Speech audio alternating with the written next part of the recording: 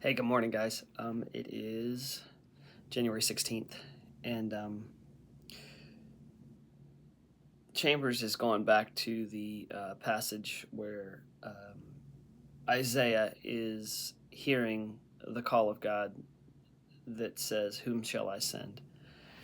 And he talks about the nature of God being part of the call, and then that connection, that thread of connection between God's nature and us, and not confusing our own temperament when we think we hear the call of God, not confusing what's inside of us with God, what His nature is, and how He's connecting with us.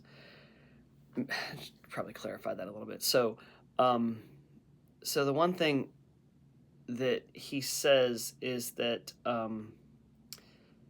God has. Here's what I would say: is sometimes we have to consider the fact that God is not a person, but God is his own being. Like, it's not God's not some manifestation of my thoughts and my belief and my faith and my preconceived notions. Like, sometimes we kind of construct God as our own creation, and we have to be really careful not to do that.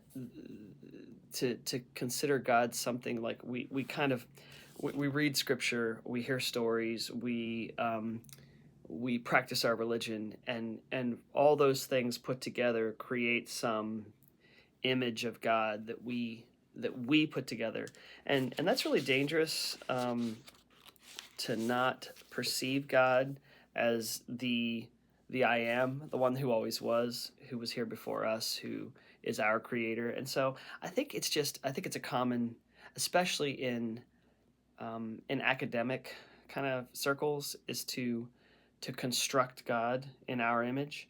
And so Chambers kind of gets to the heart of that. And in this first paragraph, there are strands of the call of God providentially at work for us, which we recognize and no one else does.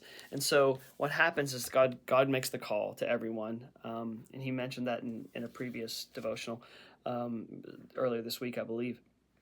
And the call goes out, and there are certain parts of that call. There are certain parts of God's voice that are unique to us and our temperament, that really touch us in ways, or speak to us in ways that it doesn't other people. And it is the threading, as Chambers says, it's the threading of God's voice to us in some particular matter. And it is no use consulting anyone else about it. We have to keep that profound relationship between our souls and God.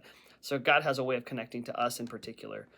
And not to say that God creates some new doctrine or some new religion through us. It is the way He connects us, or connects with us, is unique to us.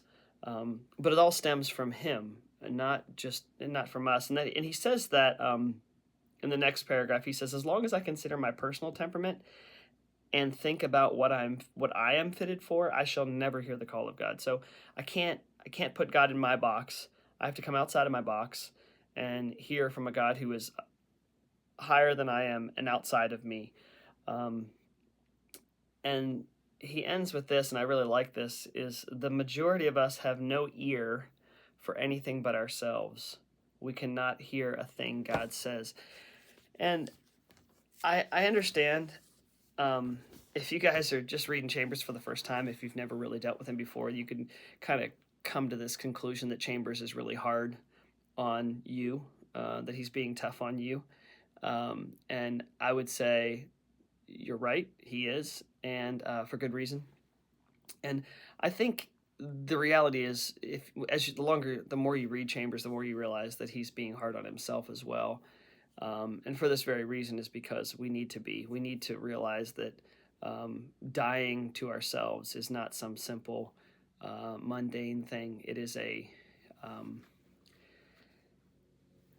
just like, I don't know if you guys have ever hunted, but if you've ever seen someone, I'm sorry for this image, it's kind of a weird one, but if the process of killing an animal and then having to process it, it's painful and ugly and messy, And I think that's sometimes what we have to do with ourselves. When the Bible talks about crucifying the flesh and taking up our cross, sometimes it's just messy and it's hard. And we do have to realize that um, dying to ourselves is not a pretty process. It's not a simple process either. So anyway, leave you with that today. It's that image. Thanks, guys. Bye.